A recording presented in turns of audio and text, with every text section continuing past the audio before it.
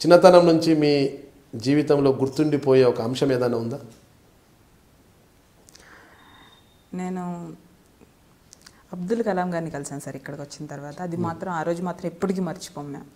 ఎందుకు కలిశారు, ఎలా కలిశారు? రమేష్ హాస్పిటల్ ఓపెనింగ్ అప్పుడు వచ్చారు అబ్దుల్ కలాం గారు. ఆ రోజు నేను నాకు కూడా ప్రోగ్రామ్కి పిలిచారు, వెళ్ళాను. నేను కొంచెం దూరంలో కూర్చొని ఉన్నాను. ఆ టైంలో స్పీకర్ గారు మాట్లాడుతూ ఉన్నారు. నాకు అక్కడ ఖాళీ ఉంటే పక్కన కూర్చోబోయాను ఫోటో దిగుదామని. అక్కడ నుంచొని మాట్లాడుతూ ఉంటే పక్కన మొదుగులో వరకు కూర్చోమన్నారు. కూర్చున్న వెంటనే ఫొటోస్ తీశారు. ఆ ఫోటో ఉంది నాకు ఇక్కడ. అది చాలా హ్యాపీ అండి. ఆయన కలిసి నాకు మాట్లాడారు 2 మాటలు. మీరు ఎక్కడి నుంచి ఏంటి, ముస్లిమ్స్ కదా, హిందీలో మాట్లాడారు. మాట్లాడితే ఈ విధంగా అంటే చాలా బాగా ఆడపిల్ల అసలు రారు కదమ్మ మనలో, బాగా చేసుకో అని చెప్పారు. ఆ 2 మాటలు చాలా హ్యాపీగా అనిపించింది. మీకు మంచి స్ఫూర్తినిచ్చే వ్యక్తి ఎవరున్నారు? అబ్దుల్ కలాం గారు అండి. ఏ విషయంలో స్ఫూర్తినిచ్చారు? అదే మైనార్టీ అయినప్పటికి కూడా దేశం కోసం ఎన్నో, అసలు అటువంటి గొప్ప వ్యక్తి ఇంకా పుట్టరు అనిపిస్తూ ఉంటుందండి. అంత పెద్దల గురించి మాట్లాడే గొప్ప వ్యక్తిని అయితే కాదు నేను. వారిని చూసి ఇన్స్పైర్ అవ్వాల్సిన అవసరం ఎంతైనా ఉంది. యూత్ అందరూ కూడా అంటే సైంటిస్టులుగా, శాస్త్రవేత్తలుగా ఎదగాలి. అదేవిధంగా ఎడ్యుకేషన్, స్టూడెంట్స్ అంటే ఎంతో ఇష్టం.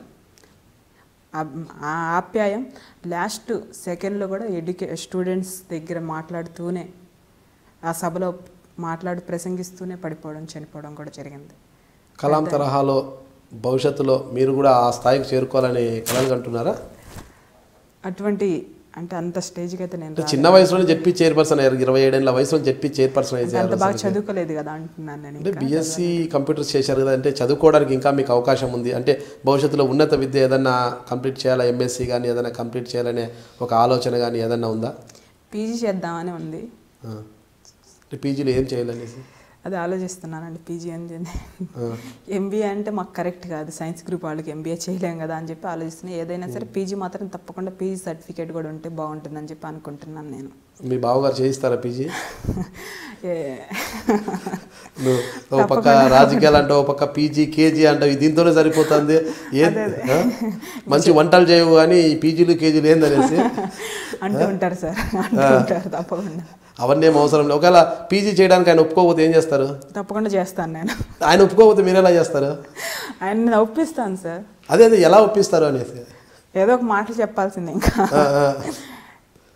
సంతోషం. ఇక గుంటూరు జిల్లాలో కూడా అన్ని జిల్లాల్లో ఉన్న తరహాలోనే గుంటూరు జిల్లాలో కూడా వర్గ విభేదాలు, రాజకీయ నాయకులు అంటే టీడీపీ పార్టీలు వర్గాలు అన్నీ ఉన్నాయంటారు. అంటే ఈ వర్గ విభేదాల నుంచి మీరు ఎలా ఓవర్కమ్ అవుతున్నారు? వర్గాల గురించి అయితే మాకు ఐడియా లేదు. వర్గాలు అనేది మేము ఒక వర్గానికి కానివ్వండి, కొన్ని వర్గాల మధ్య కానీ మేము ఎప్పుడు దాంట్లో నలగలేదు. దాని గురించి అసలు మాకు ఐడియా అనేది లేదు. దాంట్లో అయితే మాకైతే తెలియదు సార్ దాని గురించి అయితే. నేను మీ జానీమూన్, జిల్లా పరిషత్ చైర్పర్సన్, గుంటూరు. మీరు చూస్తున్నారు ఐ డ్రీమ్ న్యూస్.